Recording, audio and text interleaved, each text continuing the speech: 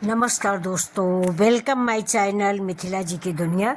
तो दोस्तों, आज हम बिल्कुल न्यू रेसिपी लेके आए हैं और काफ़ी दिनों से बनाने की सोच रहे थे। मेरे घर के पीछे ही एक अरवी का खेत है, घुइयाँ जिसको बोलते हैं, तो उसे बहुत बढ़िया बढ़िया से पत्ते थे। तो आज हमने नौकर को भेज के पत्ते तोड़वा लिए थे।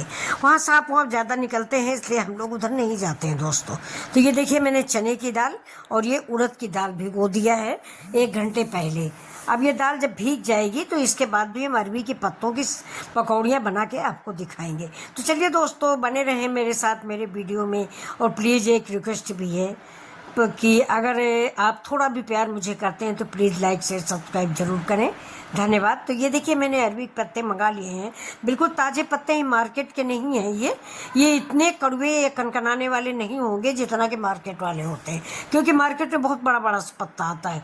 ज़्यादा बड़ा पत्ता होता है, ज़्यादा बड़ा डंठल होता है, वो गले में कनकनाता है, यानी गला पकड़ता है जिसको बोलते हैं। तो हमारे यहाँ दोस्तों मैं तो बिल्कुल नहीं खा पाती, लेकिन ये छोटे पत्तों के जो पकौड़े होते हैं इनको मैं खा लेती हूँ। मेरा बनाने का तरीका भी अलग है, ये सहिड़ा स्टाइल नहीं है। सहिड़ा में ज़्यादा पत्ता होता है, इसलिए वो गला ज़्यादा पकड़ता है। और ये पकौड़ियाँ हैं, ये उड़द की दाल और चने की दाल से बनती हैं। ये उतना ज़्यादा गला नहीं पकड़ती, यहाँ तक कि बिल्कुल नहीं पकड़ती, बच्चे भी खा लेते हैं। तो चलिए स्टार्ट करते हैं अपनी रेसिपी, और आप लोग भी इस रेसिपी को एंजॉय करें और ज़रूर बनाएं। सहिड़ा एक बार फिर भी गले में लगता है, लेकिन इस पर मुझे बिलीव करें आप कि ये जैसा मैं बना रही हूँ, इस तरह की पकौड़ी अगर आप बनाओगे तो हफ्ते में 4 बार आपको बनानी पड़ेगी, क्योंकि ये पकौड़ी बिल्कुल भी गले में कनकनाती नहीं, आलू जैसी लगती है। जैसे आलू की पकौड़ी और प्याज की पकौड़ी, पत्ता गोभी की पकौड़ी, गोभी की पकौड़ी, वैसा स्वाद ये पकौड़ी देती है। अरवी के पत्ते वाली बहुत छोटा छोटा पत्ता है, इसमें डंठल नाम मात्र को है। इसके बाद भी हम डंठल निकाल देंगे, क्योंकि कड़वाहट ज़्यादातर डंठल में ही होती है। अब पत्ते धुल के पोंछ के मैंने रख लिए हैं और इस दाल को भी धुल लिया है। अब इसको मिक्सी के जार में डाल के हम पीस लेंगे। ये देखिए, मैंने जार में दाल डाल दी है। अब इसमें मिर्चा डाल देंगे। मिर्चा स्पाइसी आप जितना खाएं उस हिसाब से डालें। मैंने 6-7 मिर्चे डाल दी हैं, छोटे छोटे हैं, क्योंकि हमारे घर में 2 बच्चे भी छोटे छोटे हैं, तो तीखा ज़्यादा पसंद नहीं करते। 10 जवा करीब लहसुन है, मतलब 10 कलियाँ, एक गांठ की 10 कलियाँ करीब लहसुन है, 10 से ज़्यादा ही है। लहसुन तो पकौड़ी कौड़ी में, वो भी इसके अरबी की पकौड़ियों में अच्छा लगता है। तो अब ये लहसुन और मिर्च, थोड़ा सा जीरा, थोड़ा सा अदरक, तो ये सब इस दाल में डाल के हम पीसेंगे। ये देखिए, अब हमने जीरा डाल दिया है और थोड़ी सी हींग डालें। जैसा आप जानते हैं कि चने की दाल, उड़द की दाल, घुइयाँ का पत्ता भी दोस्तों बादी होता है, तो डाइजेशन के लिए मुझे हींग बेहद ज़रूरी होती है। बहुत लोग अजवाइन भी डालते हैं, फिलहाल मैंने अजवाइन तो नहीं डाली है। अभी देखिए, पत्तों के डंठल पूरा मैंने निकाल दिया है। डंठल में कड़वाहट होती है, मतलब अकड़ाहट होती है, जो गला पकड़ता है। बड़ी देर तक गला पकड़े रहता है, बड़ा कष्ट होता है दोस्तों मुझे तो। एक ये और एक जिमीकंद, आप जानते होंगे जिमीकंद जो गांठ जैसा होता है, उसको बनाने में भी मेरे मायके में तो दोस्तों वो इमली के पत्ते में उबाला जाता है। और इसके बाद मेरी एक ग्रैंड मदर थी, वही बनाती थी। हमारे तो घर में तो मतलब 2-1 लोगों को ये समस्या थी कि हाथ में अगर जिमीकंद छू लिया तो दिन भर हाथ खुजलाता था। तो ये देखिए, मैंने कढ़ाई में डाल दिया थोड़ा सा तेल। अब इधर थोड़ा इस पकौड़ी के साथ खाने के लिए मैं ताज़ी ताज़ी टमाटर की चटनी भी बनाऊंगी। तो इसमें मैंने 2 प्याज लिए हैं, 1 बड़ा टमाटर है, लहसुन है, हरा मिर्च है, और जीरा है, अदरक है, हरी धनिया है।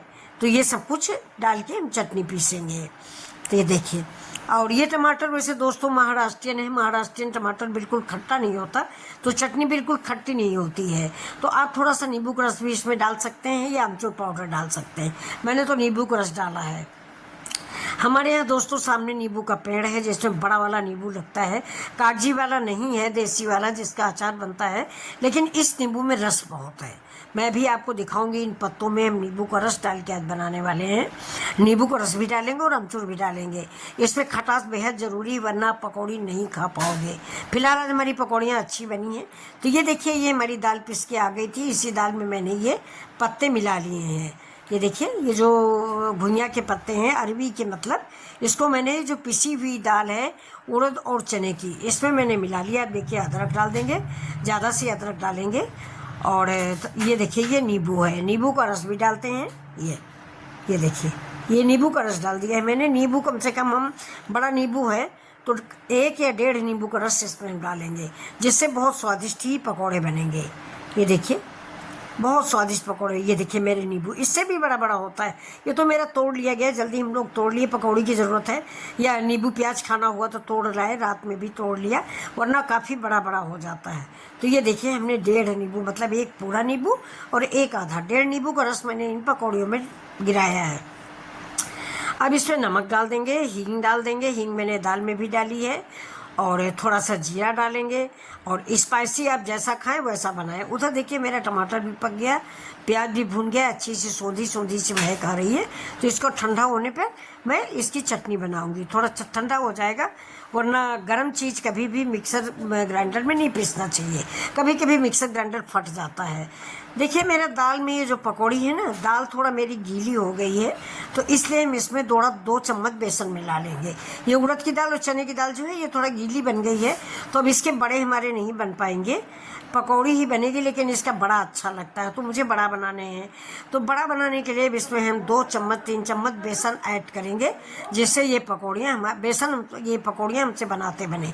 ये देखिए 4 चम्मच करीब करीब मैंने, टीस्पून है मेरा, तो 4 चम्मच करीब करीब मैंने बेसन ऐड किया है। नमक फिर टेस्ट कर लीजिए, नमक और मिर्च। स्पाइसी आप अपने अनुसार बनाएंगे, जितना आप स्पाइसी खाएँ।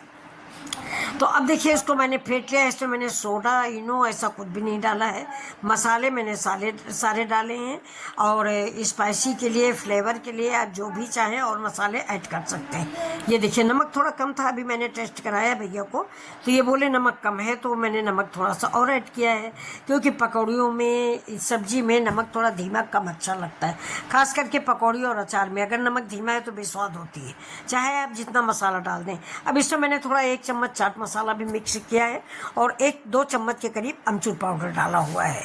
तो ये देखिए ये थोड़ा सा काली मिर्च पाउडर भी डाल दिए हैं। काली मिर्च का स्वाद अलग होता है, लाल मिर्च का स्वाद अलग होता है, हरी मिर्च का स्वाद अलग होता है। ये देखिए 2 चम्मच मैंने चाट मसाला मिक्स किया है, और अब डालेंगे हम अमचूर पाउडर इस पर। देखिए ये अमचूर पाउडर डाल दिया है 1 चम्मच के लगभग, ये 1 चम्मच से ज़्यादा ही है, बड़ा स्पून मैंने 1 चम्मच डाल दिया है। ये अब इसको मिक्स करेंगे और स्टार्ट करेंगे अपने बड़े बनाने, क्योंकि खाने वाले वेट कर रहे हैं, आवाज़ें आ रही हैं कि भाई चाय के साथ पकौड़ा चाहिए, चाय के साथ पकौड़ा चाहिए। तो पकौड़े बनने जा रहे हैं, उधर हम चढ़ा देंगे दूसरे चूल्हे पे अपनी चाय, जिससे दोनों चीज़ें एक साथ रेडी हो जाए, पकौड़ी और चाय, ज़्यादा वेट नहीं करना पड़े। अब कढ़ाई में मैंने डाल दिया है मस्टर्ड ऑयल, यानी सरसों का तेल।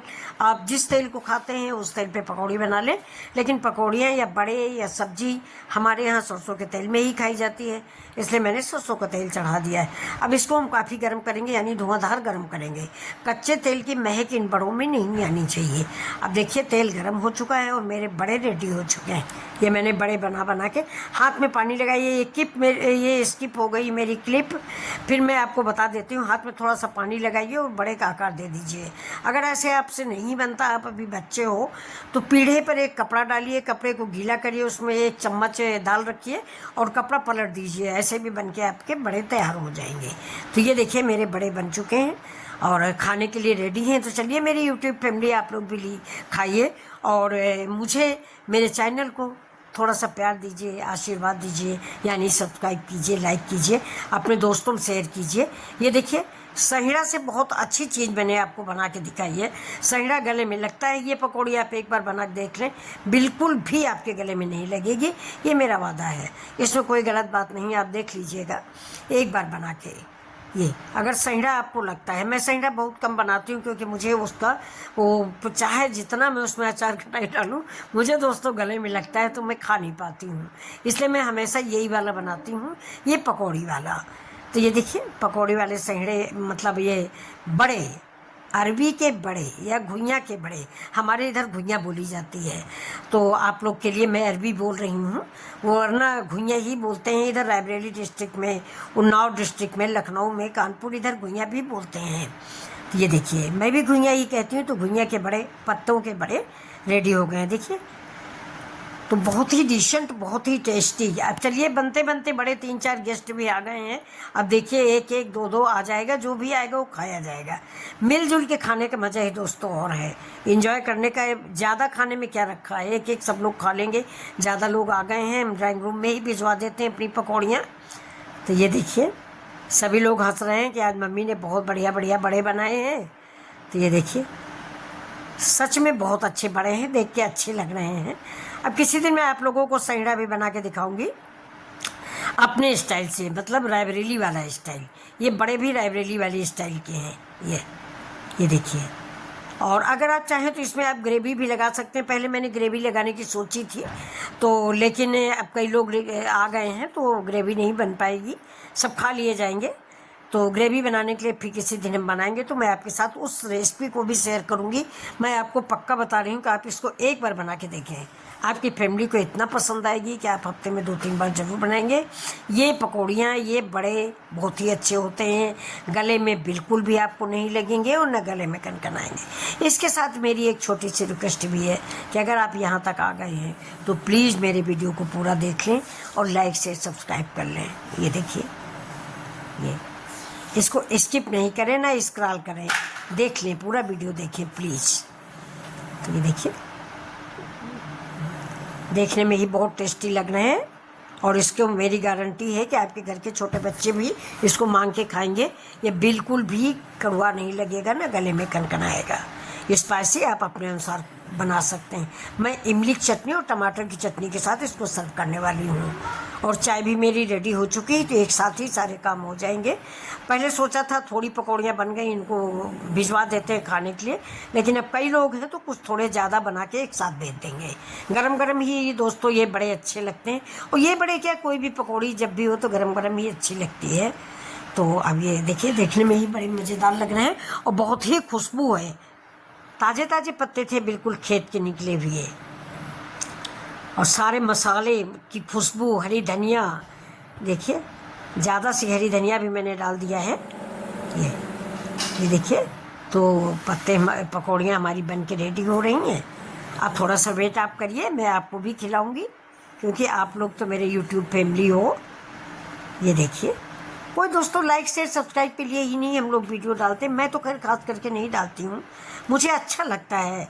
अब क्या करूँ, दिन भर अकेले खाली बैठ के, तो मैं सोचती हूँ थोड़ा एक वीडियो बना लेती हूँ और वीडियो डाल देती हूँ। आप लोगों से थोड़ा बातें कर लेती हूँ तो बड़ा अच्छा लगता है कि दिन का आधा समय ऐसे ही पास हो जाता है आप लोगों के साथ बात करने में।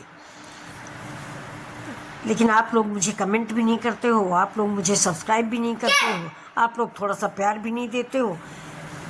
थोड़ा सा प्यार दीजिए, सब्सक्राइब कर लीजिए। ये देखिए, और एक एक बड़ा भी खा लीजिए मेरे कहने से। इमली की चटनी से खा लीजिए, टमाटर की चटनी से खा लीजिए। ये देखिए, ये गांव की रेसिपी है दोस्तों। हमारे गांव में ऐसे ही बड़े बनते थे। मेरी माँ, भाभी, दादी, चाची सब ऐसे ही बनाती थी। सैंडा बहुत कम बनता था, यही बनता था। सैंडा एक झंझटी भी होता है, काटो, उबालो, बेसन लगाओ, ये करो वो करो।